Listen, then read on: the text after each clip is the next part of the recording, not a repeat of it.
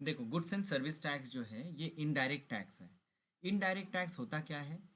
Indirect tax का मतलब होता है वेयर दी टैक्स पेयर जो है वो टैक्स तो पेमेंट करता है, लेकिन that money is collected by him from his customers.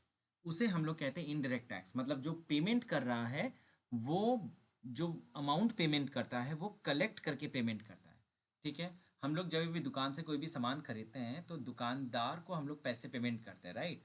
तो शॉपकीपर क्या करता है? शॉपकीपर सेल करता है। ठीक है, क्या सेल करता है? प्रोडक्ट सेल करता है, कमोडिटी सेल करता है, कुछ भी आप बोलो। ये प्रोडक्ट में जो सेलिंग प्राइस होता है, इसमें क्या क्या रहता है? इसमें रहता है कॉस्ट, इसमें रहता है प्रॉफिट, और इसमें रहता है आपका जीएसटी। इकट्ठा सब कुछ मिलके ये सेल प्राइस बनता है। ठीक है, तो हम लोग एक कस्टमर जो है, ये जो कस्टमर है ये पूरा अमाउंट पेमेंट करता है, ये सेलिंग प्राइस पेमेंट करता है। तो जो शॉपकीपर है वो तो सेलिंग प्राइस कलेक्ट कर रहा है, अब उसका ये वाला जो हिस्सा है वो गवर्नमेंट के पास वो जमा कर देगा। ठीक है, this is how things work. So that is why we call it indirect tax. Direct tax में क्या होता है कि जो अमाउंट है, जो भी टैक्स का कलेक्शन होता है, गवर्नमेंट जो भी टैक्स का कलेक्शन करती है एसएससी से करती है। आगे बढ़ते हैं हम लोग। आगे जब बढ़ रहे हैं हम लोग तो यहाँ पे देखो, there are different features of indirect taxes given. Features में सबसे पहले हमें ये देखना है यहाँ पे कि ये रिग्रेसिव इन नेचर होता है। Now what do you mean by regressive nature? Regressive nature of taxes. Regressive nature of tax का मतलब है इट इज सेम अमाउंट और सेम रेट फॉर एवरीवन। देखो, there are two kind of taxes, one is regressive, one is progressive. हम लोग जब direct tax पढ़ रहे थे तो डायरेक्ट टैक्स में हम लोगों ने देखा कि as the amount of income exceeds, ठीक है, as the amount of income increases the rate of taxes also increases, है ना? तो अगर अपने यहाँ पे देखें अगले पन्ने में ही, there is a difference between direct tax and indirect tax. So यहाँ पे साफ साफ लिखा हुआ है कि जो डायरेक्ट टैक्स है वो आपका प्रोग्रेसिव नेचर का होता है। यहाँ पे देखो, प्रोग्रेसिव नेचर का होता है। प्रोग्रेसिव नेचर का क्यों यहाँ पे बताया गया है? बिकॉज हम लोग जब भी डायरेक्ट टैक्स करते हैं तो मैंने बताया था कि अप टू 2.5 लाख टैक्स नहीं देना पड़ता है। 2.5 से 5 लाख तक आपका रेट होता है 5% का। ठीक है, 5 लाख से 10 लाख तक का रेट होता है आपका 20% का, एंड देन अबव 10 लाख आपका रेट है 30% का। तो ये जो रेट्स है it is increasing as the amount of income is increasing. But in case of GST और in case of indirect tax, the rate of taxes is same for everyone. सबके लिए सेम अमाउंट का tax है। कि अगर एक बहुत एक करोड़पति भी अगर दुकान में जाता है और वो अगर एक प्रोडक्ट खरीदता है तो दैट प्रोडक्ट का प्राइस और उसमें जो जीएसटी का रेट है दैट विल बी 18% और 12% डिपेंडिंग ऑन द प्रोडक्ट, वही रहेगा। और एक पुअर भी अगर खरीदने जाता है तो उसके लिए भी वो टैक्स का रेट सेम रहेगा, there is no change in that. ठीक है, अच्छा, और क्या है डायरेक्ट टैक्स और इनडायरेक्ट टैक्स में? यहाँ पे देखो, ये मीनिंग तो हम लोग देख ही लिए कि डायरेक्ट टैक्स का मतलब जो है ये impact fall on the same person, मतलब जो इनकम कर रहा है वही पेमेंट करता है। लेकिन इनडायरेक्ट टैक्स में क्या है, जो इम्पैक्ट है वो दो डिफरेंट लोगों में गिरता है। कौन कौन? एक है सेलर और एक है बायर। दोनों को मिल के ये टैक्स देना पड़ता है। नेचर ऑफ टैक्सेस, ये रिग्रेसिव, ये प्रोग्रेसिव, ये बात हम लोगों ने कर लिया अभी। Imposition, it is generally imposed on income of the person, है ना? इनकम ऑफ द पर्सन, मैंने बताया था इनकम किस किस कैटेगरी के होते हैं। जैसे we have 5 different heads of income, starting from salary till other source. Salary होता है, हाउस प्रॉपर्टी है, then profits and gains from business and profession है, देन कैपिटल गेन्स है, देन आपका अदर सोर्स है। So these are called income of the person. तो जब भी डायरेक्ट टैक्स का बात आता है तो टैक्स जो है इनकम ऑफ द पर्सन पे चढ़ता है। वेयर एज आपका इनडायरेक्ट टैक्स जो है ये इम्पोज होता है गुड्स में, ये इम्पोज होता है आपका सर्विसेज में। अच्छा, डायरेक्ट टैक्स कितना ही क्यों ना बढ़ जाए, it will not lead to inflation of necessary goods and items. ठीक है, हम लोग जब भी सामान करते हैं, हाँ सामान खरीदते हैं मार्केट से, अगर टैक्स का रेट हाई होता है, डायरेक्ट टैक्स का रेट, मतलब ये सारे रेट्स अगर हाई होने से के बावजूद जो है इन्फ्लेशन नहीं होता है, जो एसेंशियल कमोडिटीज़ है, इन्फ्लेशन का मतलब क्या होता है, इन्फ्लेशन का मतलब होता है कि general price level of goods and services increase हो जाना। So that does not happen with increase in the rate of direct tax rates. But if the rate of taxes on if the rate of taxes on goods and services जो है GST का rate अगर बढ़ जाता है, तो फिर goods and services का प्राइस बढ़ जाएगा। कैसे प्राइस बढ़ेगा? बिकॉज जो एमआरपी होता है या जो प्राइस होता है उसमें तो टैक्सेस इंक्लूडेड रहते हैं। सो इफ जीएसटी का रेट इंक्रीज होता है तो फिर टैक्स का रेट बढ़ने के वजह से जो प्राइस है वो भी बढ़ जाएगा। ठीक है, वो भी बढ़ जाता है।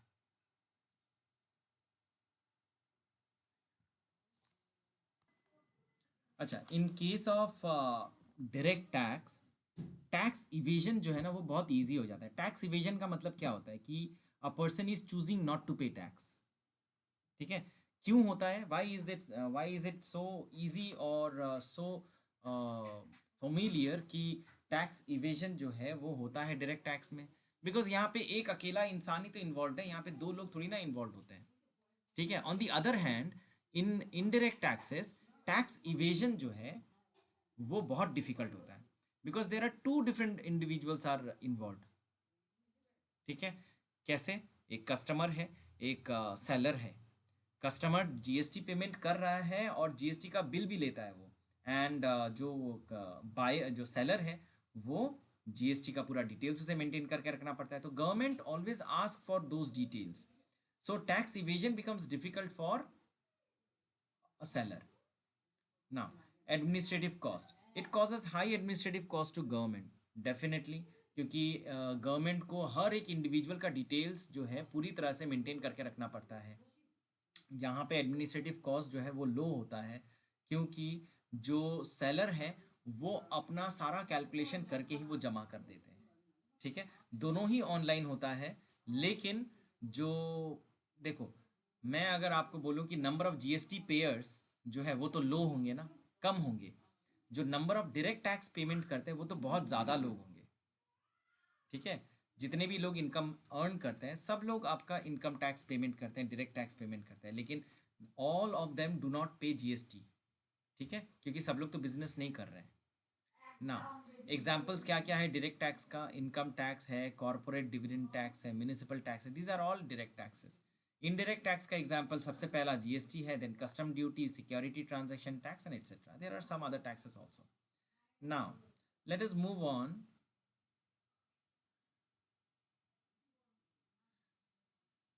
देखो, कॉन्सेप्ट ऑफ जीएसटी तो मैंने तुम लोग को पहले ही बताया था कि कॉन्सेप्ट ऑफ जीएसटी है क्या। कॉन्सेप्ट ऑफ जीएसटी का मतलब है कि ये जो है गुड्स एंड सर्विसेज के सेल पे लगता है। ठीक है, गुड्स एंड सर्विसेज के सेल्स पे लगता है। It is paid by the seller. हाँ, paid by the seller on the occasion of supply. क्या ओकेशन होना चाहिए? ओकेशन होना चाहिए सप्लाई कर रहा है। तो अगर एक सेलर गुड्स सेल करता है, सर्विसेज सेल करता है, सप्लाई कर दिया उसने, ओनरशिप ट्रांसफर कर दिया, तब जीएसटी पेमेंट करने की बारी आती है। और सबसे इंपॉर्टेंट बात है, जीएसटी के केस में इनपुट टैक्स क्रेडिट मिलता है। इनपुट टैक्स क्रेडिट क्या होता है? इनपुट टैक्स क्रेडिट होता है कि एक कमर्शियल ट्रांजैक्शन में एक बिजनेस पर्सन या एक दुकानदार जो है पहले वो सामान किसी से खरीदता है और फिर वो आगे जाके उसे कस्टमर्स को बेचता है। ठीक है, आगे जाके वो कस्टमर्स को बेचता है।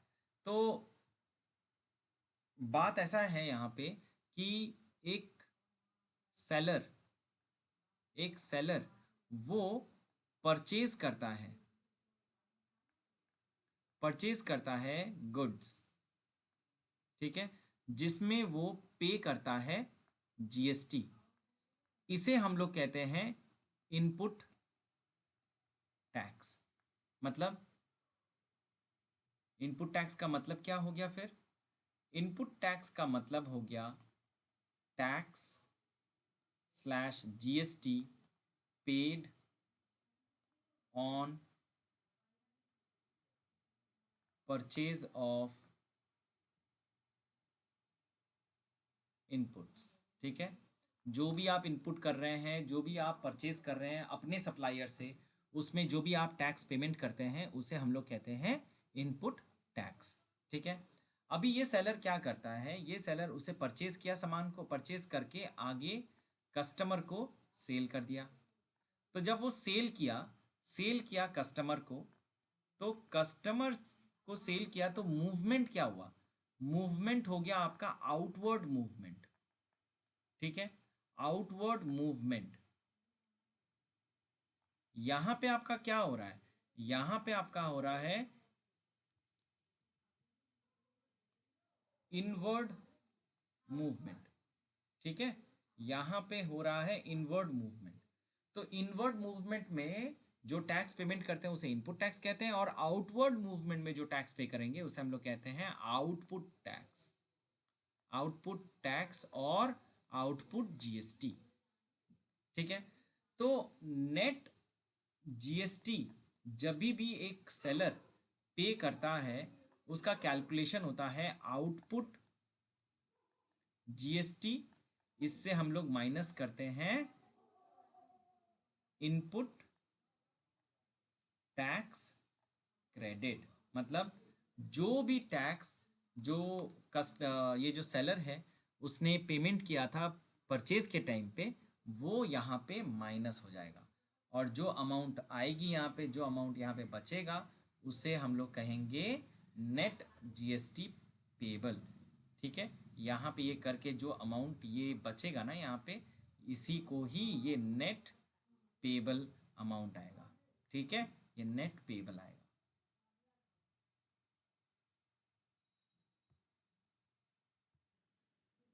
देखो यहाँ पे जो है जीएसटी, जो है जीएसटी हम लोग यहाँ पे इंडिया में डुअल मॉडल में जीएसटी चलाते हैं। डुअल मॉडल का मतलब क्या होता है कि ये सिंपल सा बात है, डुअल मॉडल का मतलब है कि एक ही टैक्स का दो हिस्सा होता है।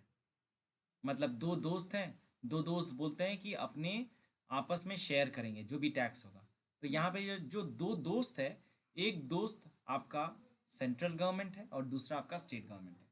सो जब भी सामान बिकता है तो ये दोनों लोगों में डिवाइड होता है, लेकिन हमें याद रखना पड़ेगा ये जो दोनों लोगों में जब भी डिवीजन होता है, ये डिवीजन तभी पॉसिबल है जब सामान सेम स्टेट में बिकेगा या फिर सेम यूनियन टेरिटरी में बिकेगा। मतलब जिसे हम लोग, जैसे मैं एग्जांपल दे रहा हूँ, WB वेस्ट बंगाल में परचेज हुआ, वेस्ट बंगाल में ही सेल हुआ। ठीक है, यूनियन टेरिटरी में मतलब सपोज अंडमान में परचेज किया और अंडमान में ही सेल किया, तो इसे हम लोग कहते हैं इस सिचुएशन में जो है दो, मतलब इस तरह से होगा CGST प्लस SGST। ठीक है, एंड अच्छा इसको इस तरह से लिखता हूं मैं,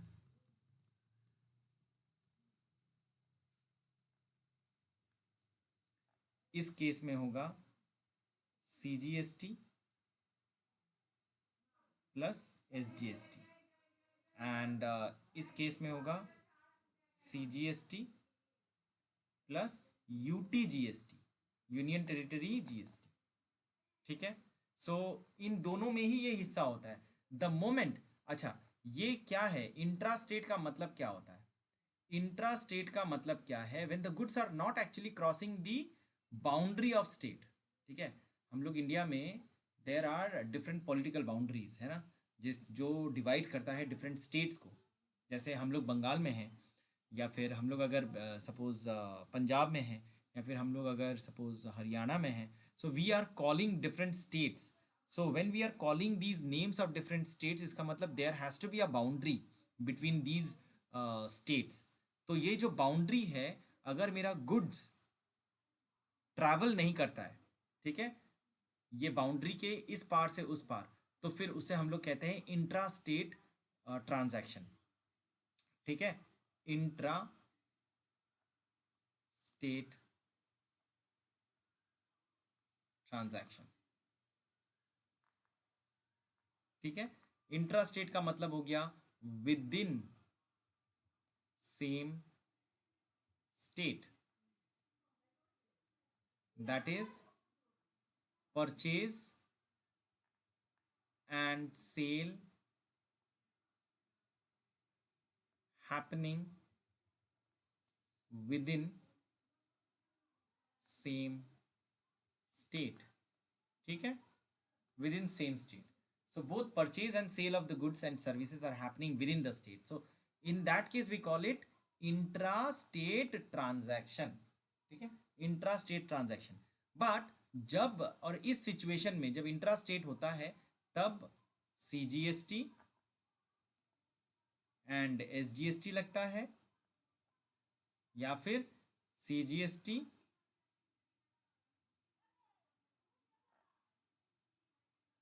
एंड यूटीजीएसटी लगता है। ठीक है, ये तो हम लोगों ने देख लिया। The moment goods are transported to other state, जब भी गुड्स दूसरे स्टेट में ट्रांसपोर्ट किया जाता है, जब मेरा गुड्स एंड सर्विसेज डिफरेंट दूसरे स्टेट का बाउंड्री को क्रॉस करता है, उस सिचुएशन में we call it inter state transaction. ठीक है, इंटर स्टेट ट्रांजैक्शन। ठीक है, दैट इज गुड्स क्रॉसिंग या फिर that is purchase and cell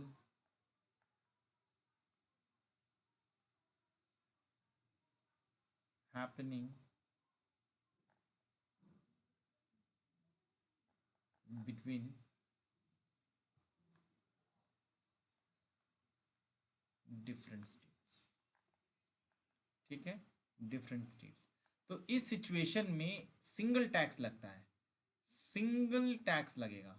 मतलब टैक्स तो सिंगल ही होता है हर जगह पे, सिंगल टैक्स मेरा बोलने का मतलब है एक ही जीएसटी लगेगा, जिसे हम लोग कहते हैं यहाँ पे आईजीएसटी। ठीक है, जिसे हम लोग यहाँ पे इंटीग्रेटेड जीएसटी कहेंगे।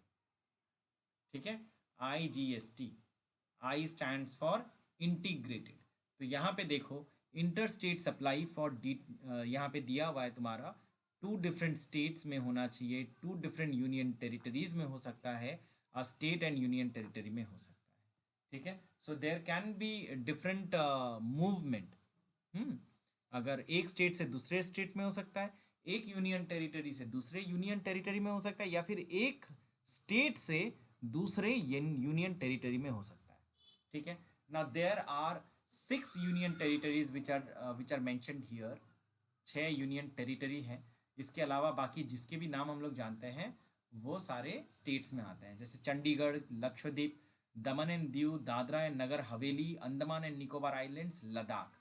सो these are different union territories. अगर इनमें से आप ट्रांजैक्शन करते हैं तो यहाँ पे यूनियन टेरिटरी का टैक्स रेट लगेगा। UTGST applies to only those union territories where we do not have separate legislative assembly। ठीक है, तो जहाँ पे सेपरेट लेजिस्लेटिव असेंबली नहीं है उसे हम लोग यूनियन टेरिटरी कहते हैं, और वहाँ पे आपका UTGST अप्लाई होता है।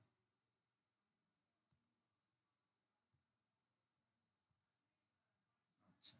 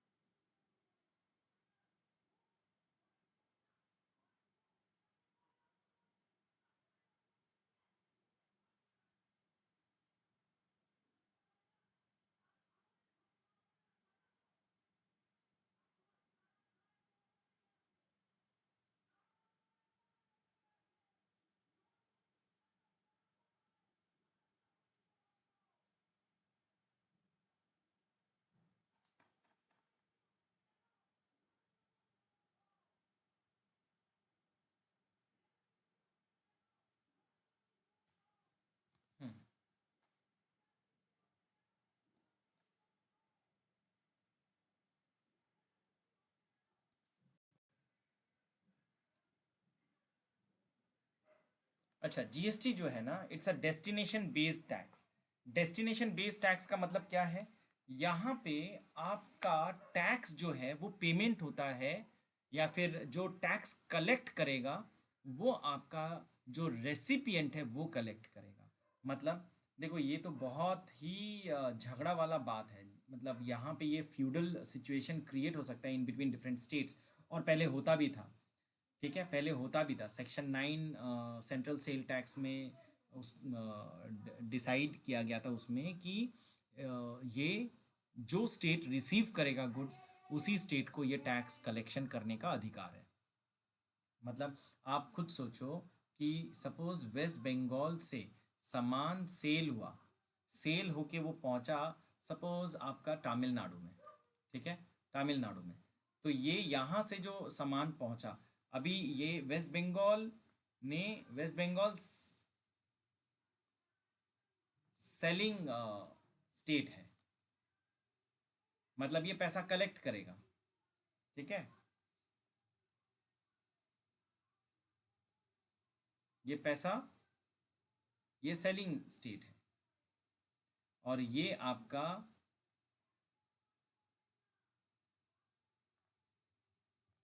परचेजिंग स्टेट है। एक सेकेंड। सो यहाँ पे वेस्ट बंगाल सेलिंग कर रहा है, मतलब वेस्ट बंगाल आपका प्रोडक्शन भी कर रहा है, ये यहाँ पे आपका प्रोडक्शन भी कर रहा है, और उसे सेल कर रहा है डिफरेंट स्टेट को। सो ऐसे सिचुएशन में ऑब्वियसली आईजीएसटी होगा, ये तो हमें पता है। लेकिन ये एक एक तो है सेंटर को पहुंच गया, और एक है जब तमिलनाडु अपने ही कस्टमर्स को, अपने स्टेट के कस्टमर्स को अगर वो बेचता है, तो फिर वहां पे वापस एक टीएन का हिस्सा और एक सीजीएसटी का हिस्सा। टीएन मतलब तमिलनाडु को मिलेगा आपका एसजीएसटी, और सेंटर को मिलेगा सीजीएसटी। सो आप खुद समझ लो यहाँ पे कि जो प्रोड्यूसिंग स्टेट है या फिर जो सेलिंग स्टेट है, उसको कुछ भी नहीं मिला। इसीलिए इसको हम लोग कहते हैं डेस्टिनेशन बेस्ड टैक्सेशन। डेस्टिनेशन मतलब यहाँ पे आपका जो स्टेट कंज्यूम कर रहा है, जो स्टेट रिसीव कर रहा है, वही स्टेट टैक्स का रेवेन्यू को एंजॉय करेगा।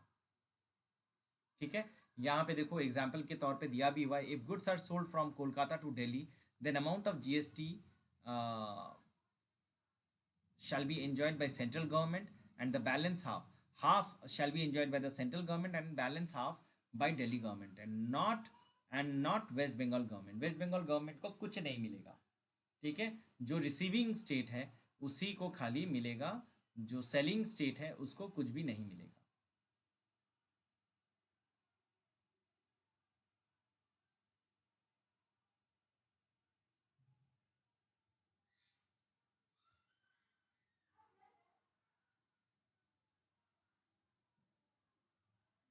अच्छा, there are few taxes which are not included और सबसम्ड इन जीएसटी। कुछ टैक्सेस हैं जो अभी तक जीएसटी के कैटेगरी के अंदर में नहीं आए।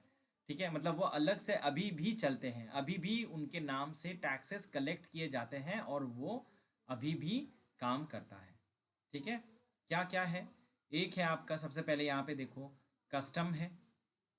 ठीक है, कस्टम है, स्टैंप ड्यूटी है, ये रहा आपका कस्टम ड्यूटी, स्टैम्प ड्यूटी है, सिक्योरिटीज ट्रांजैक्शन टैक्स है, electricity duty, state excise on alcohol, entertainment tax levied by local bodies, central excise on 5 petroleum products and tobacco, VAT on petroleum products, profession tax, property tax levied by local bodies. तो यहाँ पे 10 अलग अलग point दिए हुए हैं, जिसमें अभी तक ये सारे अभी तक जो है जीएसटी के अंदर में नहीं इंक्लूड किए गए हैं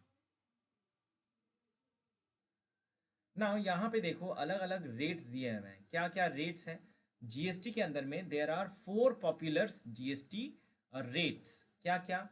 एक है आपका 5%, सबसे छोटा। मैं कल आप लोगों को बताया था कि जीरो एंड 0.25 भी है, 0 एंड 0.25 भी है। इसके बाद आता है आपका 5। सीजीएसटी और एसजीएसटी में अगर डिवीजन होता है, अगर ये इंट्रा स्टेट होता है, तो फिर 2.5 2.5 होगा। ठीक है, अच्छा, 12, 2018 and 28. Maximum rate of GST can be 40%, 20% CGST, 20% SGST. Currently no product is liable to the 40% GST. अभी तक कोई भी ऐसा प्रोडक्ट नहीं है जो इस कैटेगरी में है, लेकिन मैक्सिमम अगर देखा जाए तो मैक्सिमम 40% तक का GST का रेट है. Special rate of GST on jewelry, it shall be 3% in case of gold, silver, platinum jewelry and imitation jewelry. In case of rough diamond, rate of GST shall be 0.25%. ठीक है, rough diamond मतलब जो आपका cutting नहीं किया हुआ है उसमें 0.25 है, और जबकि अगर ज्वेलरी कटिंग किया हुआ है, उसे सजाया हुआ है, एकदम प्रॉपर तरीके से फुल्ली रेडी है with all labour services done, तो उस पर आपका जीएसटी का रेट 3% है. So these are all special rate of GST starting from 0.25 0, then 0.25, 5, 12, 18, 28, 40, 3 and 0.25. तो these are different rates. ठीक है. अच्छा, अभी एक इंपॉर्टेंट टॉपिक है, इसमें हम लोग आते हैं सेस. सेस क्या होता है? देखो, ये central government has taken the obligation to compensate any loss of revenue due to implementation of GST to any state for a period of 5 years. If any state government sustains loss of revenue due to imposition of GST, then an amount equal to such loss shall be compensated by the central government to state government. For this purpose, central government needs extra fund. To raise such fund, a law has been enacted, the Goods and Service Tax Compensation to States Act. ठीक है, ये क्या है भैया, एक बार देखते हैं इसको अच्छा से क्या बता रहा है यहाँ पे.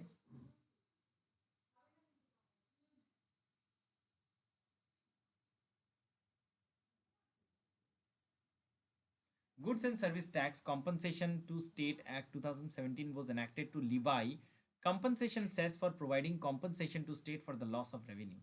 Compensation cess shall be levied on goods such as pan masala, tobacco, manufactured tobacco substitute, coal, aerated water. अच्छा, जो भी है, मैं एक बार तुम लोग को बता दूं कि यहाँ पे मैं क्या बता रहा हूँ.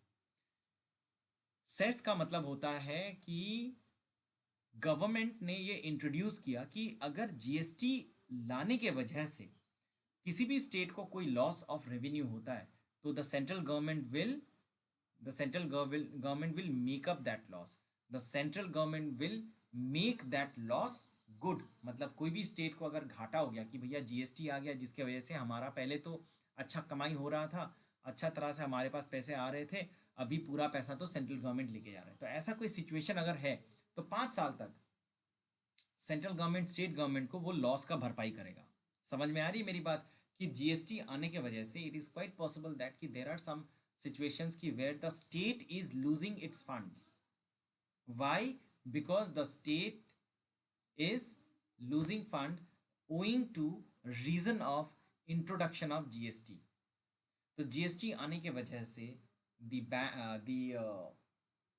the states are losing tax income.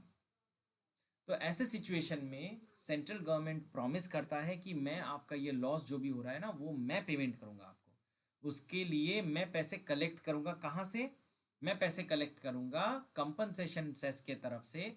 जो भी सामान लोग कंज्यूम करते हैं बट वो अच्छा सामान नहीं है, मतलब विच इज क्रिएटिंग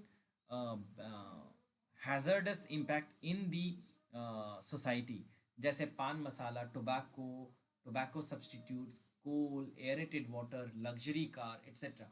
ऐसे सिचुएशन में जो गवर्नमेंट है वो इन प्रोडक्ट्स के सेल पे एक्स्ट्रा टैक्स या एक्स्ट्रा ड्यूटी चार्ज करती है, जिसे हम लोग कंपनसेशन सेस कहते हैं. क्यों करती है? सो दैट कि जो स्टेट्स को लॉस हो रहा है उन स्टेट को पैसे दे सके. It is levied to provide compensation to the state for loss of revenue arising on account of implementation of GST for a period of 5 years. 5 साल तक ये हेल्प वो स्टेट को करेगी, इसीलिए ऐसा सिचुएशन क्रिएट करती है. General rate of compensation cess is 15%. ठीक है. It is levied on assessable value and not on the amount of tax.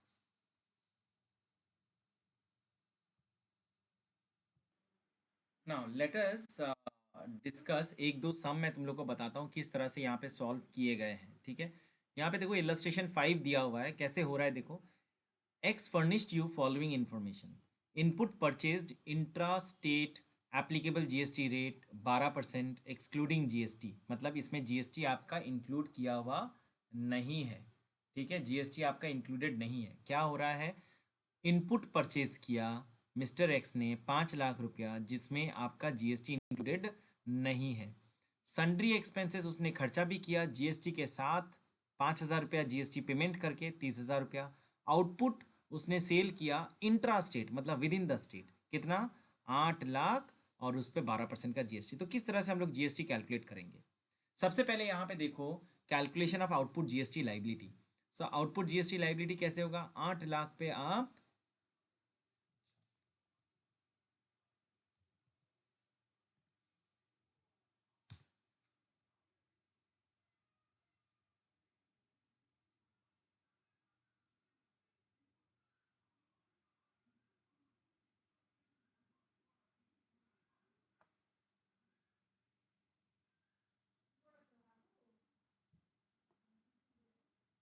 8 lakh पे आपका 12% है ना, 12%। तो ये आपका 96,000 हो गया। अभी क्या है, ये विद इन द स्टेट हो रहा है, देखो ये इंट्रा स्टेट हो रहा है ना, ये सोल्ड इंट्रा स्टेट। सो 96,000 का दो हिस्सा होगा, एक जाएगा स्टेट को और एक जाएगा सेंट्रल को। तो आप इस तरह से कॉलम बनाओ, एक CGST का और एक SGST का। इसका ये टोटल आ रहा है आपका 96,000, आधा चला गया 1/2 चला गया CGST, 1/2 चला गया SGST। तो ये आपका टोटल आउटपुट टैक्स हो गया।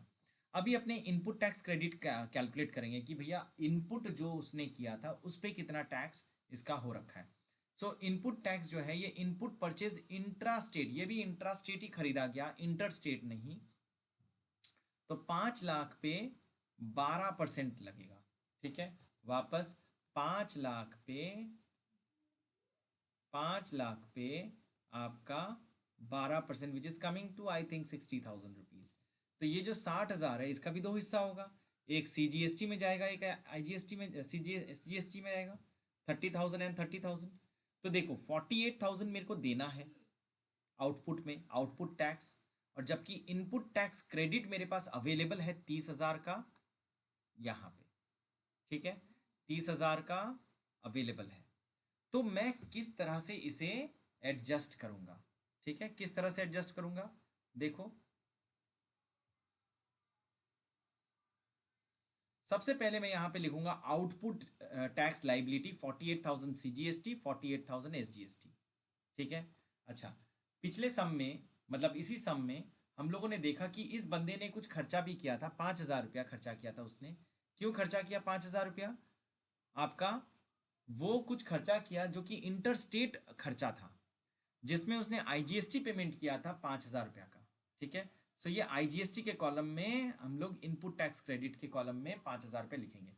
सो IGST जो है, ये जो अमाउंट है ना, ये सेंटर का है, ये सेंट्रल गवर्नमेंट का है, याद रखना है। तो इसका मतलब ये CGST से माइनस हो सकता है।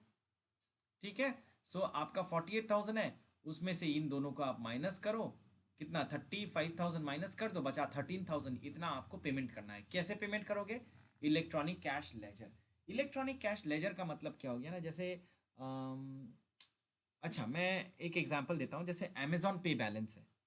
अमेजॉन पे बैलेंस में क्या होता है कि आपके आपके पास बैंक में पैसे हैं, now you are doing what, या फिर आप क्या बोलते हैं वो, पे पेपैल नहीं, पेटीएम।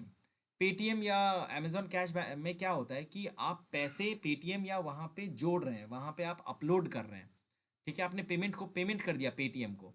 नाउ जहाँ पर भी आपको कुछ परचेज करना है, आप पेटीएम के उस बैलेंस को यूज़ कर रहे हैं।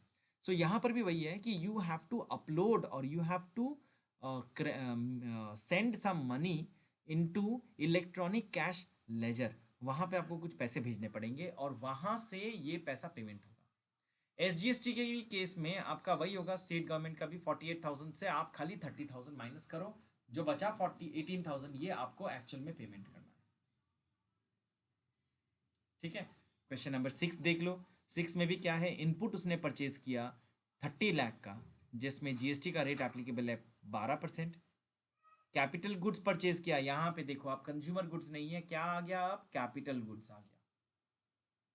कैपिटल गुड्स आ गया। कैपिटल गुड्स का मतलब होता है goods which will be used by the company और by the organisation for manufacturing purposes. ठीक है। अच्छा, output sold inter state, inter state हुआ, इंटर स्टेट हो गया।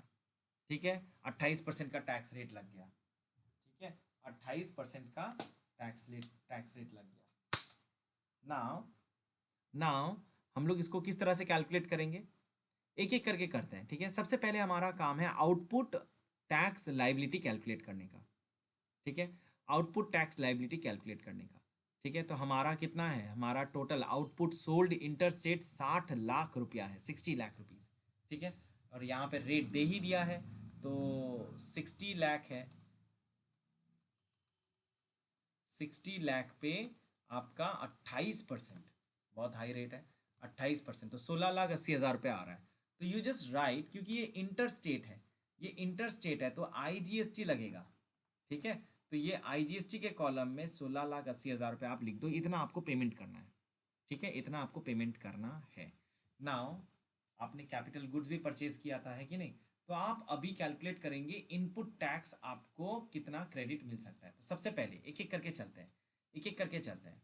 ठीक है, सबसे पहला काम है हमारा कि इनपुट जो अपने परचेज किए, इनपुट जो अपने परचेज किए 30 लाख रुपीज का, 30 लाख रुपीज का, तो ये 30 लाख पे 12%, ये 12% का आधा चला जाएगा सीजीएसटी में, आधा चला जाएगा एसजीएसटी में। देखो ये तो समझ में आ गया। इसके बाद हमारा आता है कैटेगरी, देखो ये वाली तो हो गई हमारी।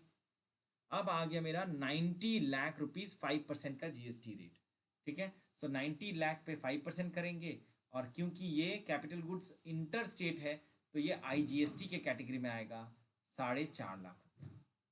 ठीक है, तो ये हमारे पास अभी इनपुट टैक्स क्रेडिट का बैलेंस क्रिएट हो गया कि इतना पैसा हमारे पास है, we can utilise this much of money to pay our output tax. तो चलो, आउटपुट टैक्स हमारा 16,80,000 रुपया है। यहाँ से आईजीएसटी सबसे पहले याद रखना, नंबर 1 आईजीएसटी 4.5 लाख रुपया माइनस होगा। नंबर 2 आपका, ये नंबर 1 हो गया, नंबर 2 आपका एसजीएसटी माइनस होगा, सॉरी सीजीएसटी माइनस होगा। इसके बाद माइनस होगा नंबर 3 पे आता है आपका स्टेट वाला पैसा 1,80,000। ठीक है, now we are getting 8,70,000 as our net tax payable amount which will be paid through electronic cash ledger।